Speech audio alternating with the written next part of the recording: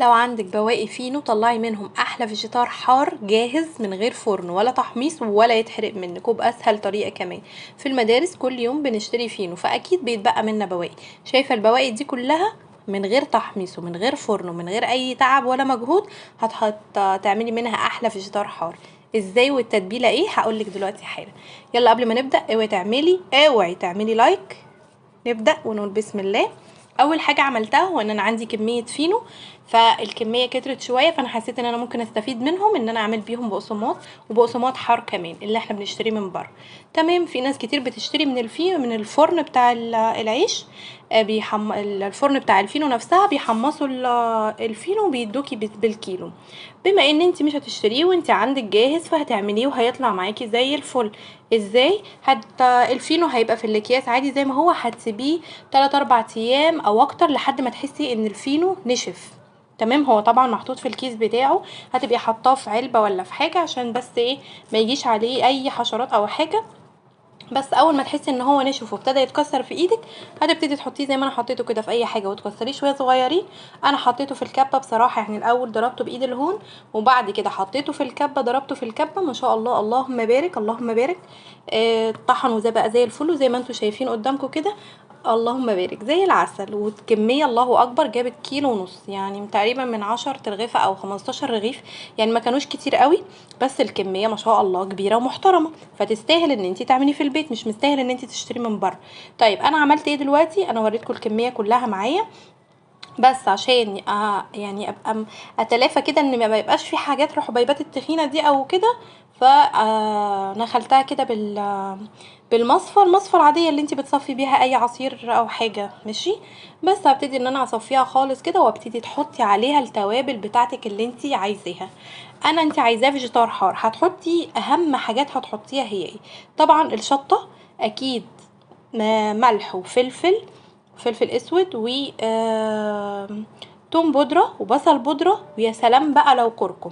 يا سلام، هيوديلك بقى في حتة تانية خالص. انا ما كانش عندي كركم، فاضطريت ان انا ايه امشي بالموجود عندي. وكان عندي بس بديل ليها، كانت عندي بهارات الفراخ، او ممكن كمان اللي هي البهارات مرقة الدجاج. انا ما عنديش مرقة دجاج، فما حطيتش، حطيت اللي هو الجاهز، اللي هو اللي بيبقى من عند العطار. كمان اهم نقطة هي النشا بقى هيديكي قرمشة رهيبة. هنا كانت التوابل بتاعتي اهم حاجة حطيتها هي المرقة الفورية من عند العطار، مش اللي هي الماجي، لان الماجي مقاطعة فانا ما حطيتش، ما بجيبهاش اصلا. انا بروح عند العطار اقول له عايزه بهارات مرقه الدجاج الفوريه، هيديكي بقى على حسب ما انت عايزه، ب5 ب10 زي ما انت عايزه. انا كنت جايبه علبه وكنت موريها لكم في الفيديوهات اللي فاتت.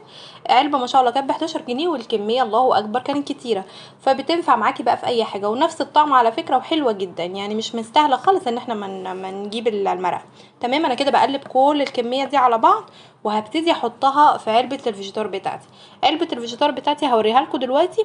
كان فيها اللي هو الفيجيتار اللي هو الكريسبي اللي هو الاصفر ده، بصوا عامله لها علبه، والفيجيتار الاصفر ده اللي هو الكريسبي. تمام. حلو جدا، وكميه برضو ب10 جنيه هتديكي كميه كبيره جدا وكميه محترمه قوي. انا كده هاخد منها شويه وهملى العلبه بتاعتي، وابتدي اقلب مع الفيجيتار الكريسبي دوت، هيديكي قرمشه رهيبه. تمام. انا لما اعمل ان شاء الله البانيه هبقى اوريكم بقى ايه قد ايه بيبقى اصفر في نفس الوقت قرمشه، وبيبقى طعمه تحفه، كانك جايباه من بره، كانك جايباه جاهز بالظبط. انا كده عملت كميه خليتها جاهزه معايا في المطبخ بالفيجيتار بالكريسبي بكله، والكميه الباقيه دي انا هحط عليها شطه. وهبتدي ان انا هقلب الكميه دي كلها، وابتدي احفظها في التلاجة. هتحفظيها ازاي؟ هبتدي احطها في شنطه في الكياس بتاعت اكياس التلاجة، وتحطي معاها ورق لورا. ورق اللورا هيحفظها، مش هيخلي فيها اي سوسه بقى، والحاجات بتاعت الدقيق والحاجات دي، الحاجات اللي بتيجي السوسه يعني بتيجي للاكل او كده. وفي نفس الوقت في التلاجة هتحفظيها، يبقى انت حفظتيها بورقة اللورا، وتحفظيها ان هي هتبقى في التلاجة. بس كده هوريكم الكمية دلوقتي، ما شاء الله اللهم بارك. هتكفيني، يمكن تاخد معايا الشهر وشوية، لان انت طبعا بالتالي انت مش كل يوم بتعملي في بانيه. تمام. والكميه دي حلوه، وهي في نفس الوقت انت ما خسرتيش حاجه، بالعكس انت بدل ما تهدري وترمي الفينو، لا انت موجوده عندك في البيت. بس كده، ده كان فيديو النهارده، واتمنى الفيديو يكون عجبكم واتبسطتوا منه. وكمان كومنتات بقى قولوا لي بتعملوها ازاي وبتحمصوا الفينو عندكم ازاي.